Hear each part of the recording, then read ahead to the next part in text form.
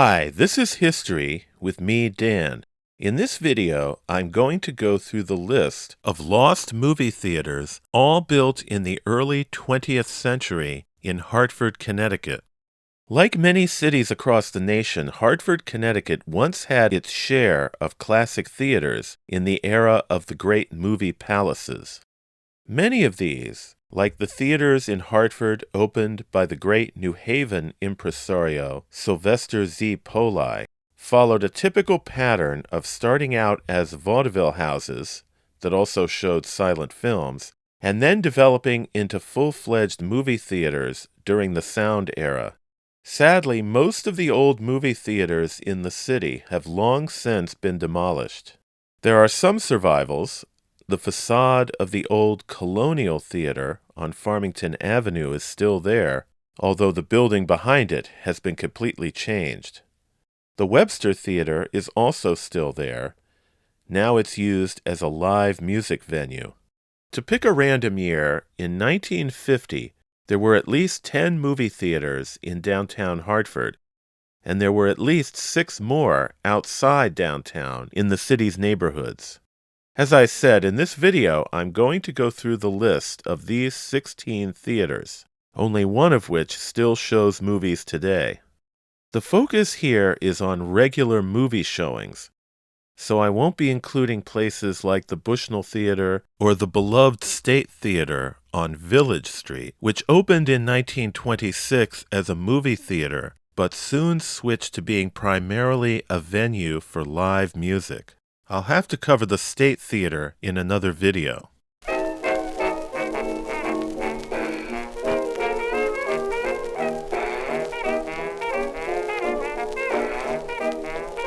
Let's start downtown and go from south to north. Our first theater is the Crown, opened in 1912 in what had been the Buick Garage at 356 and 358 Main Street. The designs for the new theater were by F. W. Maynard, who previously designed Sylvester Poli's first Hartford theater and the well-respected Parsons Theater. Concerns by city officials that the Crown Theater was a fire hazard were realized when it burned down in January of 1922. The only photograph I know of the original theater shows just a sliver of its facade.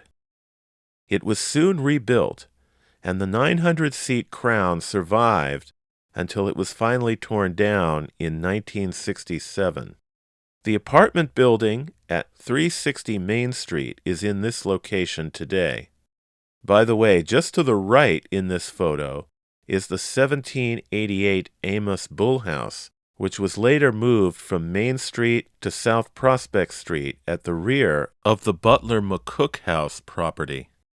Let's move on to 2 prominent theaters on Main Street that were built by Sylvester Z. Poli, an Italian immigrant who became a theater magnate based in New Haven, Connecticut. He opened what were initially vaudeville theaters throughout the eastern United States. In 1902, Poli acquired a performance space in Hartford known as the Coliseum, which had been erected in 1898. Its entrance was on the block of Main Street between Wells and Mulberry Streets. This is now where Bushnell Plaza, across from the Wadsworth Athenaeum, is today. Renamed Poli's Theater, its original entrance was located down an alley between the Castle Café and Peter Lux's furniture store. Poli also created another entrance to the theater through the north end of the Lux building. Poli's next Hartford venture was a few doors to the north, at the corner of Main and Gold Streets. Poli's Palace, originally called the New Palace Theater, with 1,639 seats, opened in 1914 in the new De Sopo building, which was the city's largest office building at the time. The theater later became the Loew-Poli Palace. Returning to Poli's first Hartford theater, in 1919 he tore it down and replaced it with the new Poli's Capitol Theater, which opened in 1920. With over 3,000 seats, it was much larger than the Poli Palace, and it had an extravagant classical facade intended to fit in with the style of the Wadsworth Athenaeum's Morgan Memorial Building and the Hartford Municipal Building, both of which were located just across Main Street. The facade was designed by the well-known theater architect Thomas W. Lamb. Through later chain mergers, it became the Fox-Poli and finally Loew-Poli.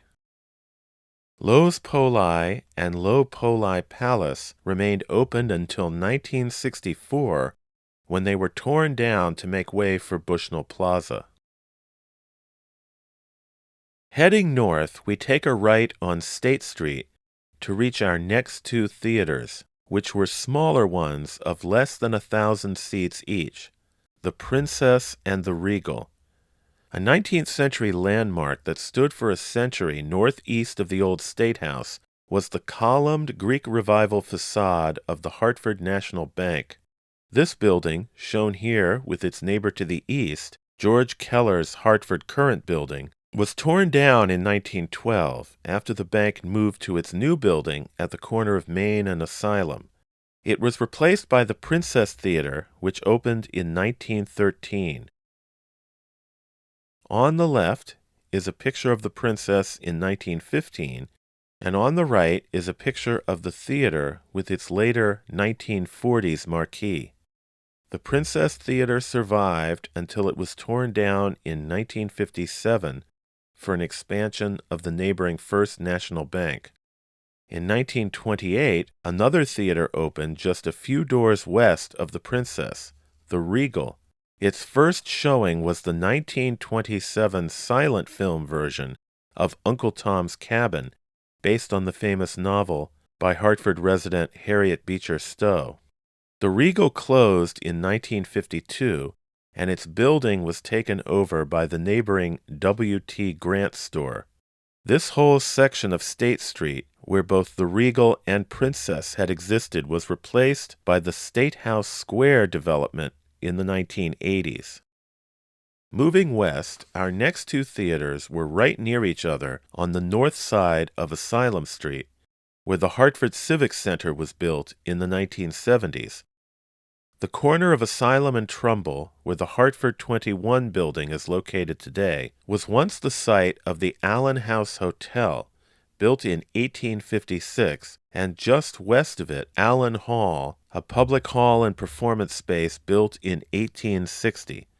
Later known as the Auditorium Building, Allyn Hall burned down in February of 1914 and was replaced by the Majestic Theater, which was designed by the Hartford architect Isaac A. Allyn, Jr. The Majestic, which had over 1,200 seats, opened in 1915. 15 years later, just as would later happen to Hartford's Poli theaters, the Majestic became part of the Loew's chain. Under the name E.M. Loew's, the theater lasted until 1970. Just a few doors down was the Allyn Theater, which didn't have as big a front facade as E.M. Loew's, but was a larger theater with nearly 2,000 seats. These photos show the Allyn's original marquee.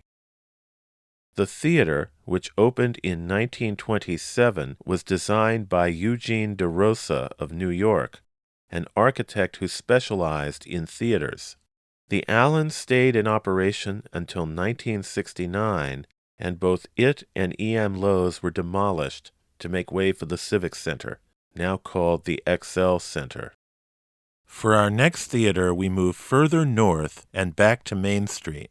The Strand Theater, which opened in 1914, had 1,466 seats. It was located north of the G. Fox building on the opposite west side of the street, where the so-called Stilts building is today. The Strand is shown here in the 1920s with its original marquee. It was later replaced by the marquee shown on the left, and then, in 1947, by the one shown on the right. When the Strand finally closed in 1974, It was the last of downtown Hartford's old movie palaces still in operation. Our next two downtown theaters went through a lot of name changes over the years. The first one, heading up Main Street, was located on Main northwest of the Strand. This was a section of the street that was once densely packed with buildings that were all decimated when the interstate highways were built in the 1960s.